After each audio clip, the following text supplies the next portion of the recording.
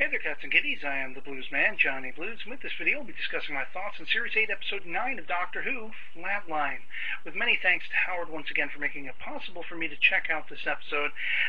Interesting seems to be the word of the week for this episode, at least for me. I haven't heard anybody else's reactions as of the time of this recording, but this one definitely was interesting to me because it's the first, probably, of Series 8 that I was kind of left half and half with by the end. There was, part of me that really thoroughly through the roof, jumped for joy, enjoyed this episode, and those are largely the aspects to deal with the sort of dimensional effects that were impeding upon and siphoning from the TARDIS. The Doctor being trapped very much inside the TARDIS. It's shrinking down. It's having to, sort of Addams Family thing, walk the TARDIS off the train track and the subway as it got lost, and all those kinds of aspects.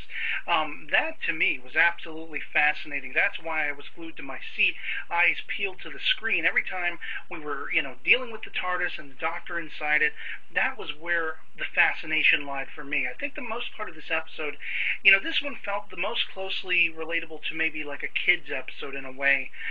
The idea of graffiti and art coming to life and the whole 2D aspect of these monsters from another dimension, a 2D dimension and all that stuff. It was interesting, but I kind of feel like it falls back on the laurels of an episode like Fear Her from series ago, if you will, which actually was an episode that, while, most people can't stand that episode, they talk about it being one of the worst episodes of Doctor Who ever. I beg to differ. I'm in the minority that actually thinks Fear Her was a decent episode, as it was playing on sort of familial fears of, bad parent and everything like that, and that's a whole other video. But essentially, to stick with this episode, I did think it was an interesting concept. I'm not quite sure the follow-through and how they depicted these monsters come to life and everything was as scary and fearful and, all those things it's supposed to invoke in you. I don't know if it was entirely effective, put it that way. Maybe in the mind of a child, but then again, who am I to say?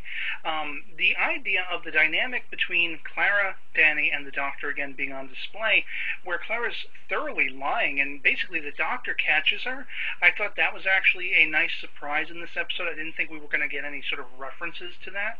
And it's definitely interesting that the Doctor's opinion of Clara seems to have taken a dip. Toward the end, we see that Clara has, throughout the episode, had to sort of embody the presence of the Doctor the way he does, and by the end, she's looking for kudos. She's even going to the point of ignoring another call from Danny when she left him hanging in the middle of a whole crisis where there were screams, and it sounded like maybe something else was going on with the way she was short of breath and everything like that, and they go crashing out the window. All this stuff, he's probably terrified, depending on whether he's a good character, bad or not. Maybe he's there just to be a plant to watch and keep an eye on Clara, or maybe he's the real deal and he's kind of like shocked and left hanging. What happened to the girl I love? That kind of thing. And she basically completely ignores another call toward the end of the episode where, she's trying to get accolades from the Doctor. You have to admit it that I did good as you and all this stuff.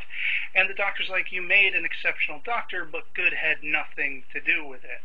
And that was like, whoa, that was equivalent to the Dalek telling the Doctor, you would make a good Dalek, or you are a good Dalek. That, to me, was like, you could see Clara was stunned by that. Essentially, all of her bad choices are starting just vaguely to get, caught up with her and everything like that. And I thought that was interesting. So this was kind of a 50-50 episode for me. It had really great elements that had me intrigued and enjoying it from beginning to end. And then there were some elements that I just kind of they didn't resonate with me. I didn't feel them as effectively as maybe some other viewers might. So, the only other thing that I can say about this episode that stood out to me was the guest actor, Christopher Fairbank, essentially, who you might recognize from such movies as The Fifth Element, the 1989 Tim Burton Batman.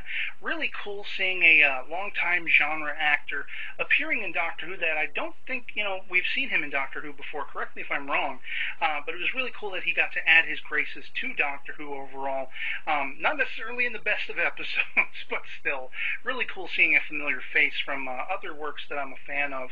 And so, yeah, otherwise, I'd love to hear from you guys in the comments below what you thought of Series 8, Episode 9 of Doctor Who, Flatline, if you've seen it.